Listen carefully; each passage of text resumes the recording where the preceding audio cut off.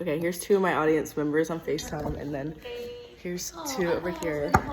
You are. I just had to prove it. Do this.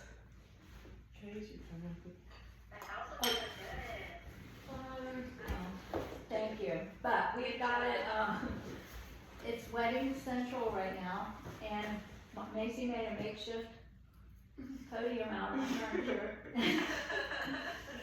Okay. But thank you. Oh, someone sent me a TikTok. Just kidding.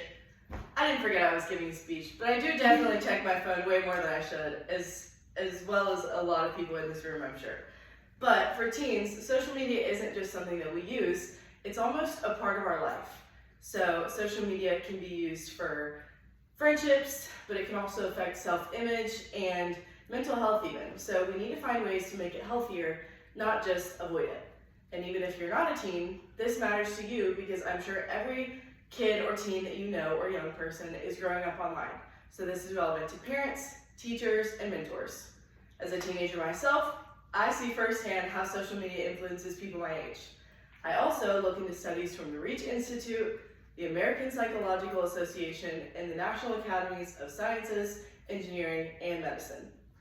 So, why is this important? It's important to teens. It brings so many big benefits, but also a lot of risks. So we're going to talk about what teens and adults can do to find balance within this big issue. So firstly, why does it matter? A study by the Reach Institute shows that 93% of teens use social media. There's a small 7% sliver that you can see on our pie chart of people that don't use social media, but within that, 9 out of 10 teens use social media and spend over 4 hours a day on it. This isn't just on one platform, but this is spread across their screen time in total. It's how we stay connected, express ourselves, and also how we find community and feel part of something.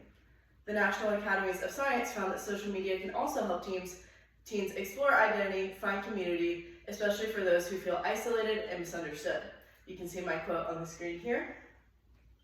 It also helps build friendships and support networks. The National Teen Academy reports that it can even boost mental health when used intentionally. If it's used for creativity, or maybe starting a small business, or using new skills, or supporting causes that they care about. It can be a space for encouragement and self-expression. But within these positives, I'd be remiss if I didn't mention all the negatives and the dangers that come with social media. The Reach Institute reports that teens spending over 3 hours a day online are twice as likely to experience anxiety or depression. This is really dangerous and obviously has contributed to the huge mental health crisis that we've seen in teens of today. But in addition to this, it says that nearly half of teen girls say that social media makes them feel worse about their bodies. This is really dangerous because in addition to the mental health crisis, we've seen that a huge portion of that has been contributed to body image and self-image. The American Psychological Association notes that too much screen time can interfere with sleep, focus, and physical activity.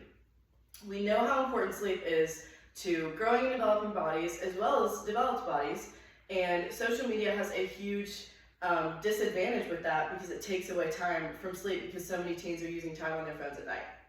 Comparison culture and constant scrolling can lead to burnout and insecurity, and that's a huge aspect of why social media is so addictive because the scrolling aspect gets people locked in and is hard to escape from.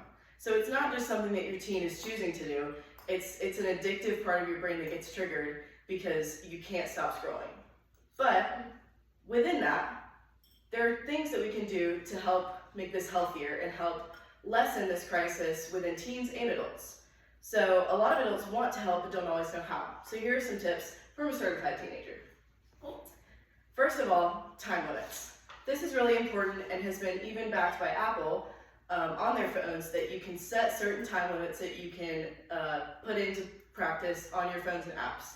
So this is really important. You can also have it turn off a certain amount before bed or certain apps. They're really customizable, so this is a really practical way to just put into practice better phone usage tips. Also, an important thing is to pay attention to how you feel after you do certain apps. Does a certain app make you feel worse or increase feelings of fear of missing out or body image issues, then you don't owe anyone activity on social media. It's your platform for a reason, and you can choose how you spend it. So if Snapchat is making you feel bad about yourself, you don't have to snap anyone. That's the beauty of it. Also, encouraging offline connections. Hanging out with friends in person is so important because fostering relationships in person is so much more beneficial than online. If you only have friends through your screen, then you're only getting a certain percentage of that relationship. Having coffee or meeting for lunch or going on a walk is just a few ways that you can combat that screen time tendency to just rely on friends over the phone or through Snapchat or even FaceTime. It's always helpful to be able to connect and get outside and just spend time with people in person. The last thing is to communicate. This is really for my adults and my parents, but the Reach Institute says that open conversations between adults and teens work better than strict control. Typically, there are two ends of the spectrum. You have your parents that are, no, my teen's not gonna have a phone, no social media apps, none of that, not doing any of it. And then you have your parents that gave their kid a phone in 5th grade and don't care about if they had Snapchat when they were 12 or anything like that. Those are two extremes. We need to meet in the middle and find healthy ways to educate your teen on good usage, but also the risks. So this is really important because open conversations make your teen feel safer to come to you when they do have questions or they have issues that they're facing online. But if the door is closed for those conversations, usually it leads to more unhealthier habits. So encourage open dialogue with your teen, put in practice these healthy habits. And as we come to the end, I hope this gives you a clearer picture of how social media is shaping teen life. It matters a ton to teens, and it's only going to continue to grow as we live in an increasingly digital world. It offers a lot of benefits, but it also brings a lot of risks. So we need to be aware and combat those with the healthy tips that we've learned. Social media connects us, but it can control us if we don't put healthy tips into practice. So for teens like me, finding balance is everything. The best question that I think we should all ask ourselves, teens and adults, is, am I using social media or is it using me? Thank you. Wow. And for 25-year-olds like me.